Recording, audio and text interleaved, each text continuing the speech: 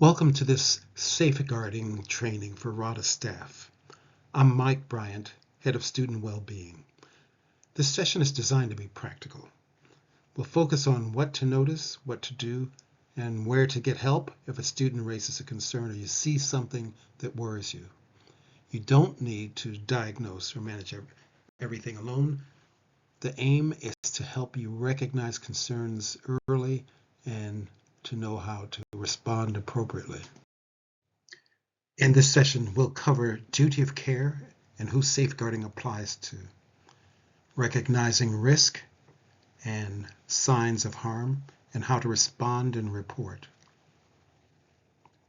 We'll also look at safeguarding roles, the Prevent Act, reporting routes, external agencies, well-being, and policies of RADA. The aim is to make this clear and usable in practice. Safeguarding applies across higher education, but how it applies depends on age and vulnerability. It is legally focused on under 18s and adults at risk. For other students, we still have a duty of care. RADA's Student of Concern policy is a separate route for serious welfare concerns. The next two slides look at safeguarding versus the Students of Concern process, and when does it become safeguarding. Safeguarding is the narrow legal and protective category. It usually involves under 18s or adults at risk and concerns areas around harm such as abuse, neglect, exploitation, or radicalization. Students of Concern is the broader welfare route, where a student is struggling, but the situation may not meet safeguarding thresholds. You don't need to decide which. Report it and it will be addressed. When does a concern become safeguarding? The concern usually starts as Students of Concern when a student is struggling or deteriorating in some way. It becomes safeguarding when the student is under 18 or is an adult at risk, or there is evidence of harm from others. If you're unsure, report it. Be clear on terms. A child is defined as a person under 18. An adult at risk is someone with care and support needs who may be unable to protect themselves. Students of Concern is for serious welfare concerns that don't meet safeguarding thresholds. RADA has a duty of care to protect students' health, safety, and well-being. Training helps staff recognize and escalate concerns appropriately.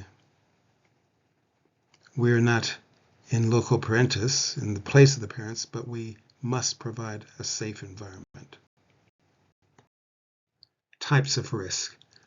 Safeguarding risks include physical, emotional, sexual, and financial abuse, as well as neglect and domestic abuse. Radicalization is also a safeguarding concern under the Prevent duty. Mental health difficulties may be part of the picture, but are not automatically safeguarding matters. If you're unsure, speak to a safeguarding lead and pay attention to changes in a student's behavior or concerning behaviors. Recognizing signs of abuse. You won't always receive a clear disclosure. Often what you notice first is a change in behavior, withdrawal, fear, distress, or a student who seems unusually on edge. There may also be physical signs or patterns that become more worrying over time. Concerns can include control, coercion, abuse, or escalating risk. In prevent-related situations, be alert to significant changes that suggest someone may be being drawn into extremism. and report them through the same safeguarding routes.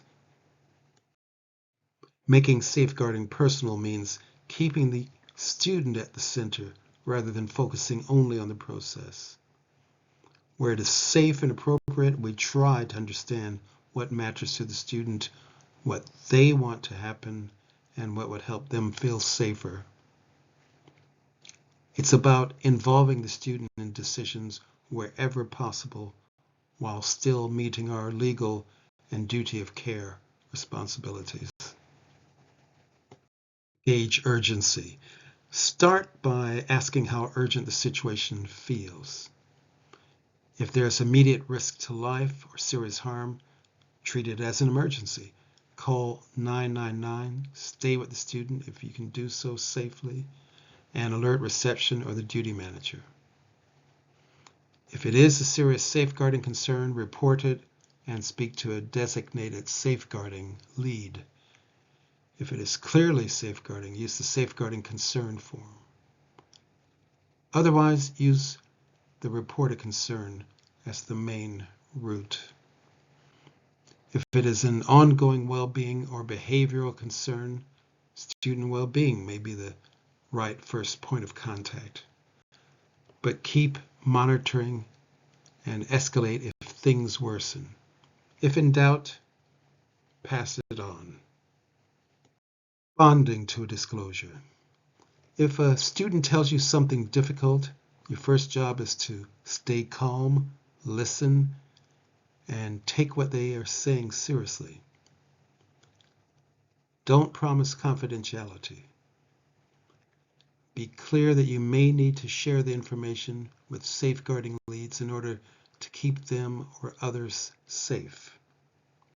Afterwards, make a clear factual record of what was said, what you observed, and any relevant dates, times, or witnesses.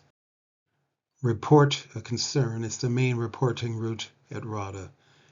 It's available on the RADA website on SharePoint and is promoted around the building. The safeguarding concern form should be used when the issue is clearly a safeguarding matter.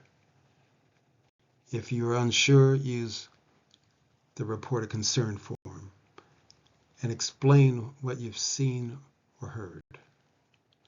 Reports are only seen by the staff responsible for handling them, so concerns are not shared more widely than necessary. Safeguarding roles at RADA. RADA uses the national terminology of designated safeguarding lead and deputy designated safeguarding leads. Sarah Agnew, interim registrar, is the designated safeguarding lead. Rio Hales, access and participation lead, and myself, Mike Bryant, head of student well-being, are the deputy designated safeguarding leads. Our roles are to assess risk, decide what next steps, coordinate with external agencies where necessary, and ensure the information is handled appropriately. The prevent duty is a legal duty on the institution. We must have due regard to preventing people from being drawn into terrorism. For staff, that means being willing to notice possible signs of radicalization and report concerns through the same safeguarding channels we have already covered. You are not expected to investigate or test your own theory. Pass the concern on and follow RADA's safeguarding procedures. Students do not have a legal duty of care to each other in the way that staff and the institution do. At the same time, we want RADA to be a supportive community where people notice if someone is struggling and feel able to speak to a member of staff. Safeguarding involvement as well. If you're unsure which it is, speak to well-being or a safeguarding lead so that concerns don't fall between gaps. The key policies here at RADA are the safeguarding policy, the student well-being service policy, and the support to study policy. These are available through SharePoint and the RADA website, and these should be your point of reference after this session. If something worries you, raise it quickly through the Report a Concern form or the Safeguarding Concern form. If you're unsure, speak to a designated or a deputy safeguarding lead. The key policies here at RADA are the safeguarding policy, the student well-being service policy, and the support to study policy. These are available through SharePoint and the RADA website, and these should be your point of reference after this session. If something worries you, raise it quickly through the Report a Concern form or the Safeguarding Concern form. If you're unsure, speak to a designated or a deputy safeguarding lead. Thanks for listening and for the part you play in helping keep our community safe.